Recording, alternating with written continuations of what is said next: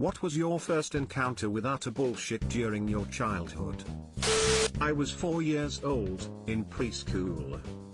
We were having water day, which was this day full of water-based fun activities. Little kid me had been looking forward to this for weeks.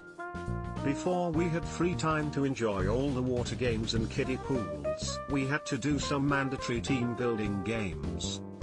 There was this girl who hated me for no reason, and of course I got put by her.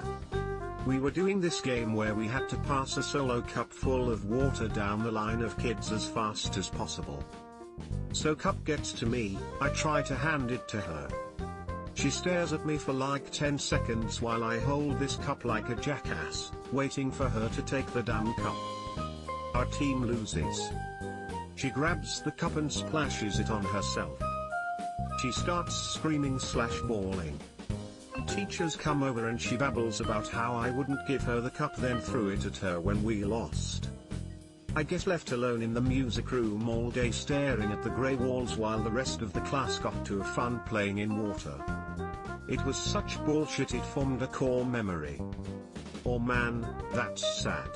Especially at such a young age, WTF. That's complete bullshit. My mom finding a cigarette in the backyard, accusing me of having stolen a friend's mom's cigarettes to secretly smoke there and grounding me for it despite me not having done any such thing. I was like 9 at that time. My mom had cigarettes and cash constantly come up missing. I took the blame for all of it, until they found out our ferret had a secret nest in the lining of the couch and her favorite raiding place was mom's purse. When I was like 12, my family was hanging out with another family and we went to Arby's. I ate so many cheese sticks. You don't even know how many. We go back to the other family's house for a while. I hang out with the son in their basement all night playing games and whatnot. Go home. At like 4 AM I wake up puking my guts out. All those cheese sticks came right back up. My mother accused me of drinking the whole night. To this day I still hate the taste of alcohol. Even when offered I refuse because I think it's disgusting. In preschool, my mom gave me a book of math problems and said if I got them all done by the end of the day, I'd get a reward. I did the shit out of those math problems. My reward was a hug. I felt like Patrick from the Valentine's episode of SpongeBob. Treachery. Oof, I had something similar. My dad told me he would buy me a Game Boy if I got full marks for my maths test. I did, but he never bought me the Game Boy. Frown. I was bullied a lot in elementary school. To be fair, I was a pretty easy target for the bullying. R/roast me would have a meltdown not knowing where to start. So every day at lunch and recess I would get chased and harassed by 4 other boys. One day the teacher assigned to keep order on the playground grabbed me and told me to quit running. But of course, as soon as I did, the 4 boys began pushing and taunting me. So I started running again. Next thing I know, the teacher grabs me by the arm and starts to paddle me. Teachers could do that back then. She missed my ass and caught me in the back again, so I cussed at her. She sent me to the principal's office, and when I told him what had happened he just shook his head, then had me stand up to take 3 licks from his paddle. 5th grade is when I learned the world was utter bullshit. Why weren't you allowed to run on the playground? This sounds like a school shooter origin story. Jesus.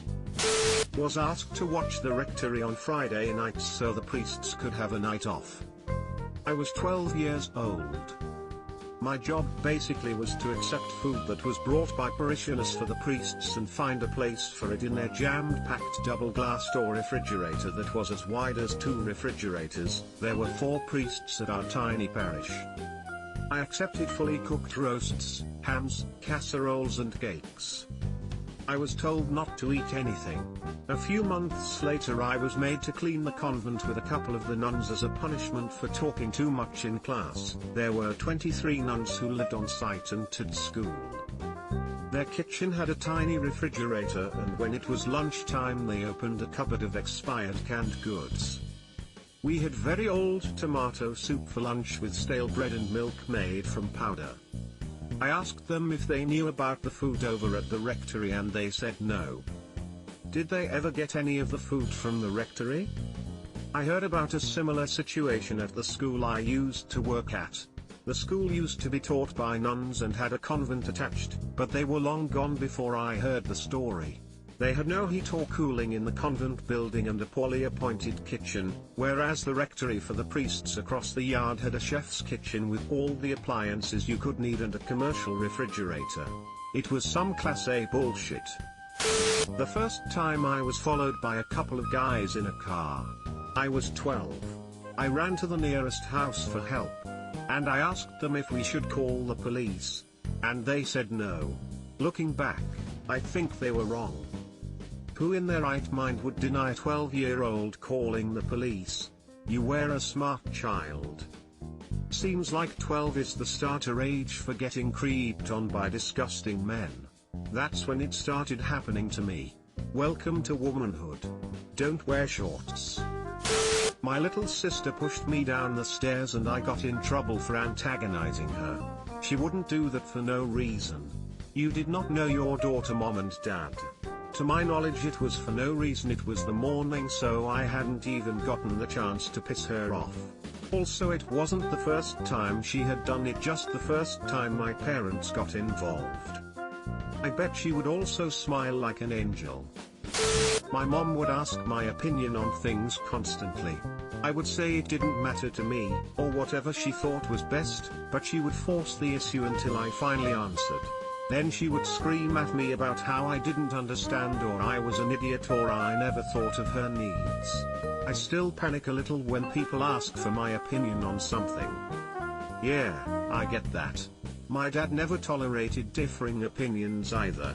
He'd ask, but the only good answer was to tell him what he wanted to hear. I didn't always know what that was, so I'd freeze up and hope the question was rhetorical. I smiled at the first half because I do think parents should encourage children to share their opinions. Then I got to the second half. What a miserable thing to do to a child. When I was in kindergarten we had that thing where you had a grid of boxes, and in each box was a word. You would have to cut out each box individually, then arrange the words in some order. After a few months of cutting out each box like we had been shown, I figured that cutting out the rows and putting them on top of each other so the boxes lined up, and cutting them out like that, would take a lot less time. My teacher saw me do this. I had to stay in at recess to cut them out the right way. WTF, you were literally just formulating important problem-solving skills. I had a similar thing. In first or second grade, we were making pop-up Mother's Day cards or something, where you had to trace hearts with a pencil on cardstock, cut it out, fold it, whatever, you get the gist. When I turned mine in, I was the third or fourth kid in a row that put the hearts with the pencil marks facing forward instead of hiding them by turning them around.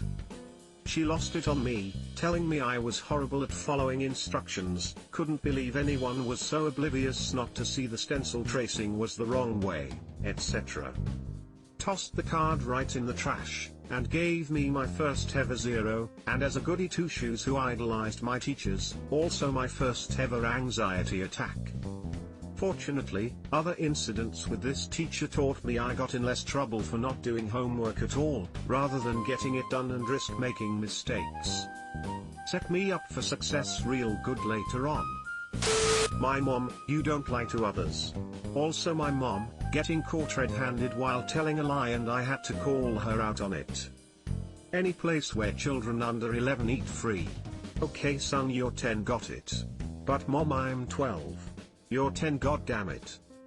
I guess the difference is that your parents want you to create a fundamental basis of being honest, since most people will lie about some things when they're older, but if you're raised wrong you'll just lie constantly and it'll come back to bite you hard.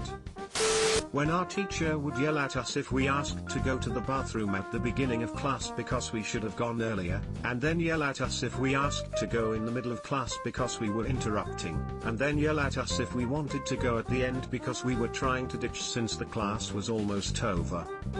So when can we go? Between classes. But you dock points if we're late, shut up. When I was in 3rd grade I got suspended for being beat up on the playground. They had a zero tolerance for violence policy. Also I never took a swing. Just punished for being bullied. Edit. Holy shit, 10k, huh? Thanks for this. Thanks for letting this post turn into a larger conversation about childhood trauma, cycles of violence, and how no kid deserves to have an adult look them in the eye and tell them they don't deserve safety and respect. A lot of people here are talking about their stories and how they break down to their first personal lesson in how the authority will not protect you, make life fair, or even grant you basic self-respect. If you are someone who never had this experience, I'd ask you just to consider what life would feel like to someone who did as a child. And then watched the police murder people who look like them their entire adult life. And then riot. That's all I've got to say. Same thing in 6th grade. That's how I understood that I might as well fight back. This is why zero tolerance encourages more violence. If you're going to get punished for getting beat up no matter what, you might as well swing back with everything you got. Subscribe for more hot Reddit takes in your inbox, guaranteed.